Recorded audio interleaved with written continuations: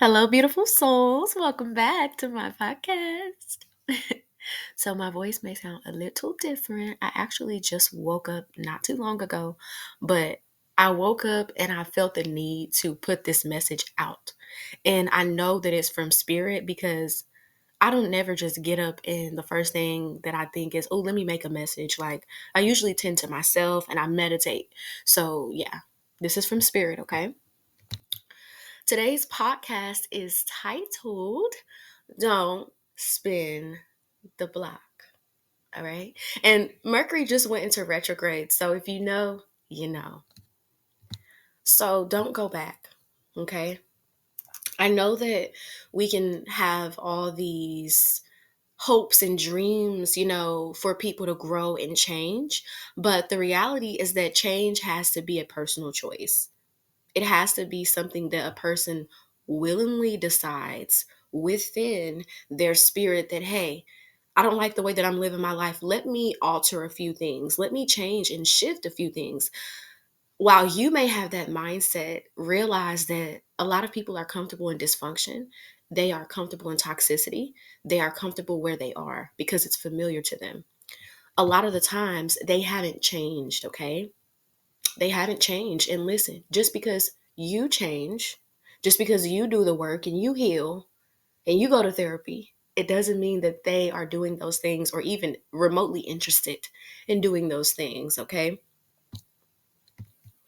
So they don't have the proper lens to see you. That's why I'm saying do not spin the block because a lot of the times you will be a changed individual trying to reconnect with people who have not done as much work as you. Okay. And a lot of the times it may have been so long that that person has shifted into a frequency that you are just not connected to, you know, and it makes this incompatibility hard to ignore. But don't take it personal. Don't take it personally because them not changing and them not being as open to reconnect with you doesn't mean something about you. You have to realize like it's been a while since you've talked with people, maybe even years. So within those years, they may have experienced a lot of turmoil. They may have experienced just different people and situations, and it has influenced the way that they show up in connection. But that doesn't mean that it's a reflection of you. It doesn't mean that you're unwanted or unworthy. It just means that that person, they cannot make space for you. They can't give you something they don't have. Okay. So I want to briefly discuss like my experiences of spinning the block. Okay. Because the universe really helped me to understand like, baby girl, some people literally, they hate you. Okay. And I know y'all are probably like, why are you saying that? Because like with me being neurodivergent, like I have a lot of discernment, but when I would care for people, it was like hard for me to see that this person does not like me. This person does not have my best interest at heart, but I would still think that they cared about me.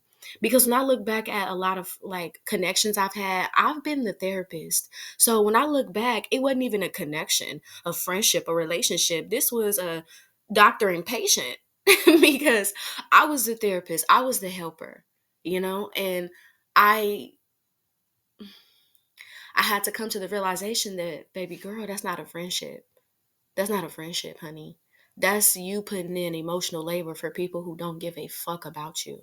And I have to say it like that, honey. I have to say it like that because a lot of these people that you will try to spin the block to, they don't like you. They don't care. They have already moved on. And a lot of times, these are people that God tried to get you away from, but we trying to bring our ass back, you know? And for me, spinning the block was about just having revelations and maturing and getting older and seeing the role I played in my own suffering and seeing how I could have,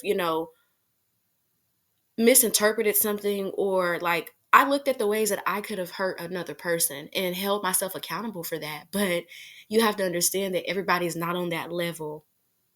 So you may be trying to reconnect with a person and they're just not where you are or they're not interested in connection. And again, it doesn't mean anything about you.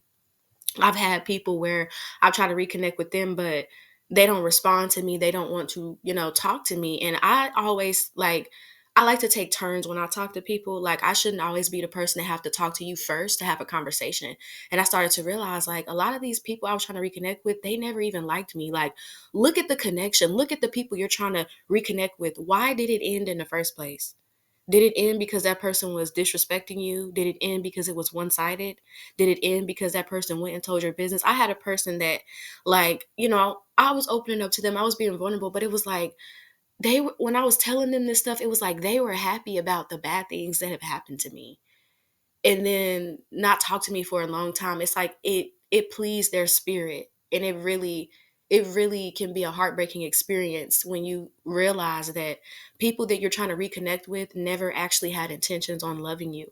They never had intentions on, actually holding space for you and being a genuine human being in your life.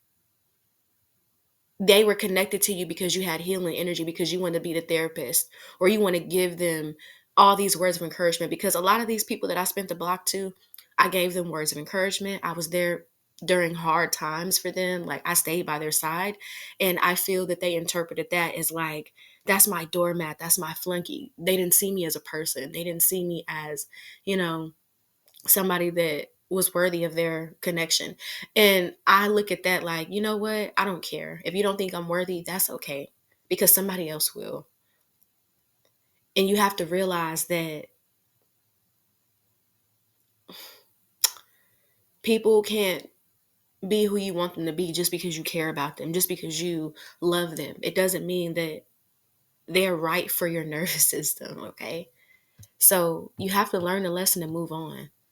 And for me, I feel like that's what I did. Like, I feel like I closed out a very big cycle in terms of connection. Like, I feel like like in the past, I was connecting with people that were below my intellectual capacity, and they did not have emotional intelligence. So it's like, I cannot sustain a friendship with a person that thinks I'm too sensitive, or they don't think emotions matter. Like, I can't exist with people like this because you don't feel anything. And I'm leaving this cycle of people being emotionally unavailable. It's not cool. You don't get any brownie points for pretending that you don't care about somebody. Like, all you do is set yourself back, because life is too short. Somebody could be here today and gone tomorrow. Like, a lot of people are so fucking egotistical. You want to sit here and play in people's face, or, oh, I'm not going to text this person back. And then they could be dead 3 days later. You know what I'm saying? Like, people play too much. And it's like, you don't have much time in life to be playing like that. So people that play with you like that, you just have to let them stay at the jungle gym since they want to play. Let them stay at the playground. Let them stay at the park. You move on to bigger and better things, because guess what? Guess what? More aligned people will find you. If God knows that you have such a beautiful and loving heart, and also, y'all, I use God and spirit interchangeably. It means the same thing to me, okay? Anyways, when God knows that you have a big heart like that, God is going to find people that align with you. You just have to believe that you're worthy of it. You just have to stop entertaining people who are showing you that they can't give you what you want. Okay? You don't have to settle for people that give you crumbs. You can get the whole damn feast. Look, Thanksgiving is coming up. You deserve the Thanksgiving dinner, honey. You don't deserve a motherfucking crumb or a. This is how people want to treat you nowadays. Like, this is an analogy I use. It's so funny to me, but it's like, you giving somebody a Thanksgiving dinner, they sitting here want to give you a TV dinner from the freezer. Like, be real. They trying to give you, a Pop-Tart, and you're giving them a whole Thanksgiving dinner. Like, what am I supposed to do with that? What am I supposed to do with that? So find people that's giving you Thanksgiving dinners too. They give you filet mignon or something. They giving you some pasta, not, girl, not some hot Cheetos.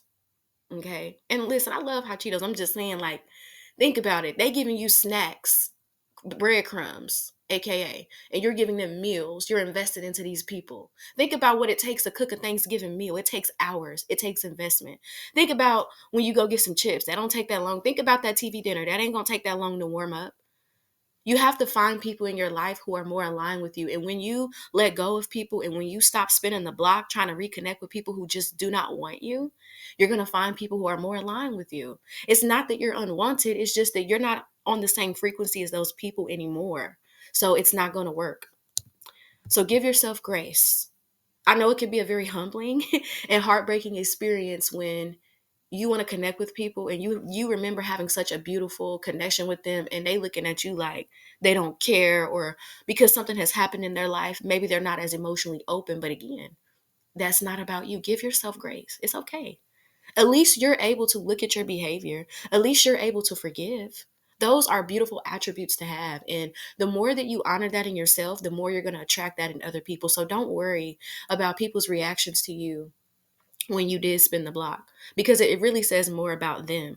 I feel like in my case, like it was people that was excited, but it wasn't for the right reason. It's because they did not like me and they wanted to make me feel bad and they thought that it worked, but it didn't. It's just like what did work was I broke a cycle. So thank you for that, because I will not ever attract people like that again in my life, because I know that I deserve better and I'm worthy. I deserve friends and companionship that honor me and that celebrate me and cherish me. So if people can't do that from the past, that's fine, because I'm moving on. I have so many blessings coming into my life. And that's the mindset you have to have. You have so many good things coming into your life. Don't get caught up on what was, because a lot of times God delivers you from something because it could have destroyed you. So don't go back to what God delivered you from. And if something is meant to be, it's going to be. I promise you. And if it's not, it's not. And that's okay too. Alrighty? So please take care of yourself during this Mercury retrograde. Learn the lessons from your past instead of trying to always reconnect with people, because sometimes it's not about reconnecting. It's about learning the lesson and breaking a pattern so that you are evolving on your spiritual journey. Okay? So thank you so much, beauties. I love you all. Have a beautiful day. Thank you.